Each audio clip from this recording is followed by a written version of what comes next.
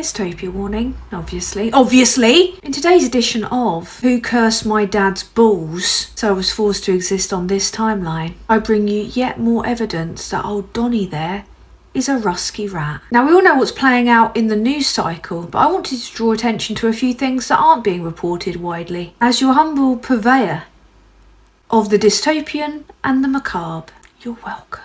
Now, it should go without saying that what happened in the White House on Friday was despicable, but I really don't think that can be overstated, can it? I rarely have violent thoughts, which is remarkable considering. But watching Trump and Vance, two cowardly, inept, talentless traitors, ambush and attempt to undermine whilst trying to extort one of the most courageous European leaders since World War II, while simping for the dictator that illegally invaded him, well, that did the trick. Yeah, it made my blood boil. I hate bullies. And I also despise weak men. Hilarious that they're trying to pass this off as an act of strength, isn't it? I've never seen anything more weak. Strong men don't yell incoherently. They're considered, controlled, empathetic, compassionate, rational, calm, measured. Because it takes real strength to exhibit the traits that I just mentioned. And that meltdown that the world was forced to watch was immeasurably grim. The day before, when Starmer met Trump, which was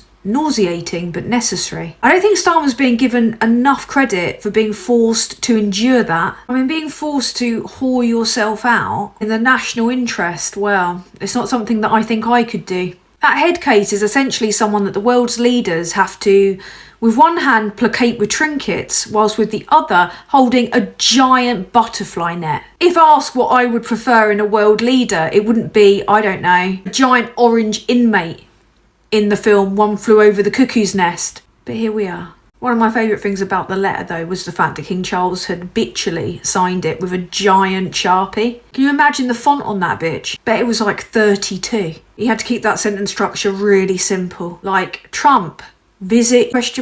Andrew, family rapist attending, Epstein, and then just signed, for fuck's sake, sausage fingers. It's really rare that I ever feel any sympathy for the royal family, but this is one of them. I bet it's enough to even make King Charles consider a republic. Now, Britain is delivering a masterclass in diplomacy and leadership at the moment. It has to be said.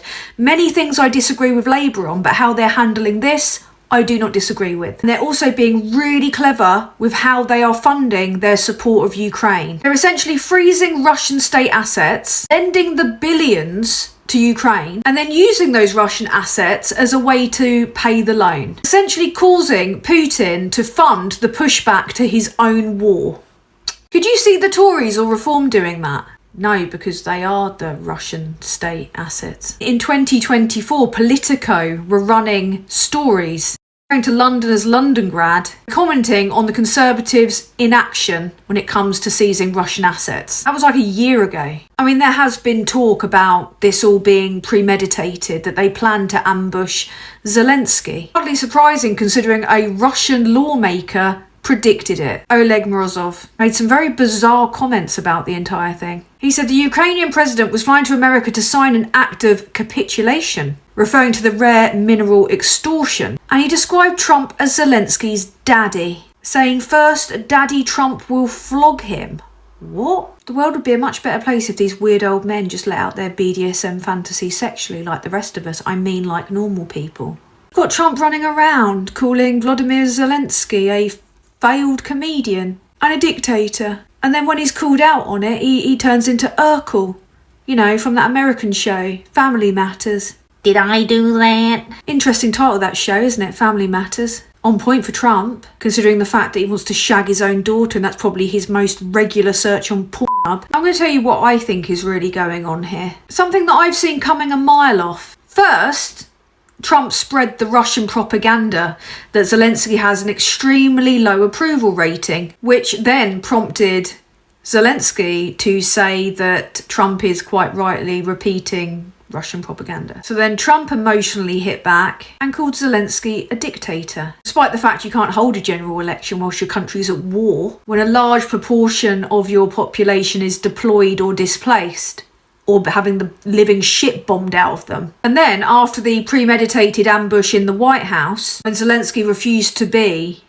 extorted with absolutely no security assurances in return, the Republicans start coming out, don't they? Suggesting that Zelensky indeed has to resign for peace. We're in peak doublespeak territory now. So why are they doing this? So Putin can install a puppet leader a la Belarus. But what else is going on behind the scenes? Something that I'm seeing reported virtually nowhere. And it relates to a Romanian candidate that Elon Musk has publicly backed. Now, before I tell you what I'm about to tell you, bear in mind that since this news story broke, Elon Musk has come out and said they just arrested the person who won the most votes in the Romanian presidential election.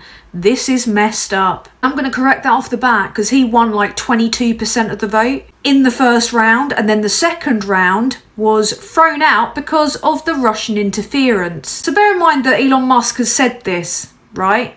Now let's look into why he was arrested, shall we? Well, firstly, the authorities raided him and found at least £10 million in cash and tickets to Moscow. And he has since been indicted on 6 charges. His phone was tapped by the Romanian authorities, and it turns out they have a lot of evidence against him, including his call to the Russian ambassador for help. And they also found evidence that his paramilitary unit was linked to Wagner, the Wagner group, the evil bastards that Putin sends out to do horrific things, usually to civilians. They also found heavy assault weapons on his property, including silencers, grenades, grenade launchers, the whole shebang. This is a guy that the Trump administration have been pressuring Romanian authorities to run for election. This is a Putin puppet in Romania. There's also recordings of Georgescu's right-hand man telling billionaire Frank Timmis that he has Donald Trump's backing to open a gold mine. The same Trump administration that pressured Romania to let the Tate brothers run away on a private jet to America. And not just that, no, they sent over Vance to pressure the Romanian authorities to let him stand. And both Trump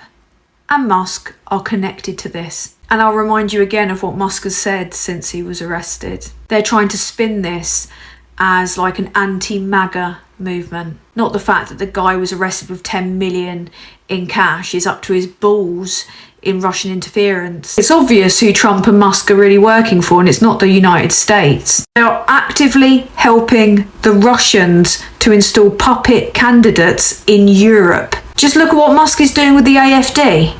I wish it ended there. But another news story came out last week relating to a DOGE engineer. I'm going to stop calling it DOGE. Should pronounce it DOGE. And once again, it's linked to, Musk's Shitler youth. A team of interns, barely out of college, that Elon Musk is letting hack into classified servers. It turns out one of those young engineers has a very interesting family history. The engineer in question is called Edward Korestein, grandson of former KGB agent Valery Martinov, an officer in the Technical Espionage Division, sent to the US as an undercover agent at the Soviet embassy in the 80s. Now, this kid has already been fired from his previous employer for leaking company secrets. And Martinov himself was eventually identified as being compromised by KGB counterintelligence officers, was escorted back to Russia, arrested and ultimately executed. His widow moved to the US permanently, where she and her children would settle, marry and have kids, including Edward. Who knew that having a bunch of young edgelords who in their spare time spread white nationalist conspiracy on behalf of Elon Musk on Twitter from their mother's spare rooms would have such stark consequences for national security? I mean, they're all doing this without any clearance whatsoever because it's a coup. I mean, it's all stacking up, isn't it? And that's before you even take into account the history between Zelensky and Trump. This isn't just about working for Russia. This is about revenge for Trump. Because so much has happened in between, Trump getting impeached more than once, the insurrection, and then America inexplicably allowing him to run for presidency again. People forget that Trump has tried to extort Zelensky before. There was the incident with Biden's son, that phone call. In 2019, Vindman set up a phone call between Vladimir Zelensky and Donald Trump. And what was the purpose of that call? Oh, just a small matter of President Trump trying to bribe Zelensky using $400 million worth of pre-approved aid as leverage in return for Zelensky launching an investigation into Biden's son, Hunter. It all came out and Trump was impeached for trying to offer quid pro quo to a man at war, bravely fighting in return for dirt on a political rival. And now Trump is trying to extort Zelensky again, a man at war, against Putin, a man that Trump calls a friend of his, by essentially attempting to profit from his desperation by taking £500 billion worth of minerals, just as he's trying to turn the mass grave in Gaza into some kind of grim, gaudy, gold-plated Riviera. A burial ground, in Trump's vision, should be filled with gold statues of Trump and feature, you know, Trump and his murderous conduit, Netanyahu, just chilling out on lounges, drinking cocktails, on top of the bones of all the Palestinian people and children that they killed, yeah? Because that's what it was really all about, isn't it? At this press conference, the White House let TASS cover the event.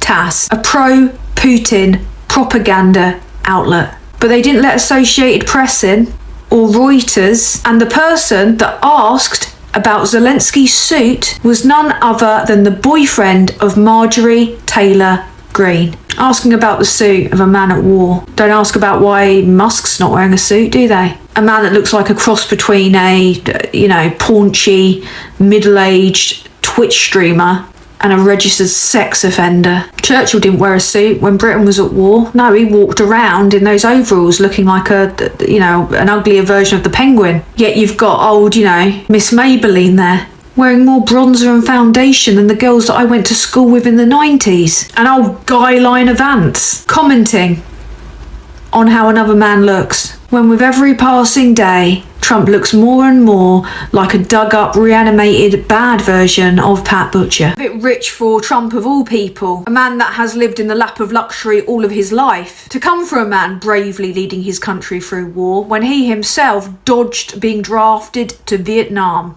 by feigning illness. He'd probably have fought for the other side. I mean, that's what he's doing now, isn't it? One of the most insane things, and I'm sure as you've seen, there are many insane things, are people going, oh, you know, you shouldn't take him seriously. You shouldn't take the President of the United States seriously. Oh no, you can't take him literally. No.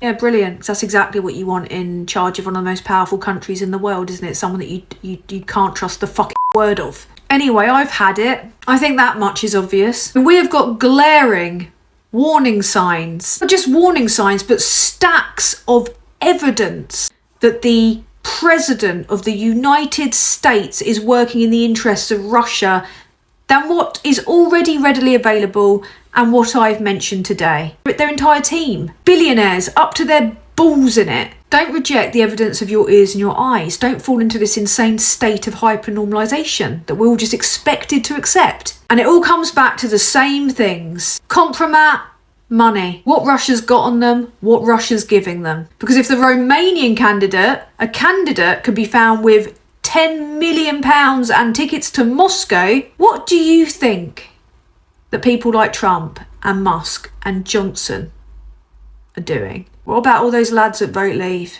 What about Bannon? I've said it before, I'll say it again. There's no one that you can trust less than someone draped in a flag saying they're a patriot. Let what's unfolding in America now and what cannot be stopped be a lesson to Britain. Do not follow this trend or you will be fucked. And on that note, I'm off to scream into a pillow and evade the Russians. You know, I'm sure they're gonna try and ziplock me in a bag or set up some weird sex scene in which I, you know, appear to be perverted, which I would like, frankly.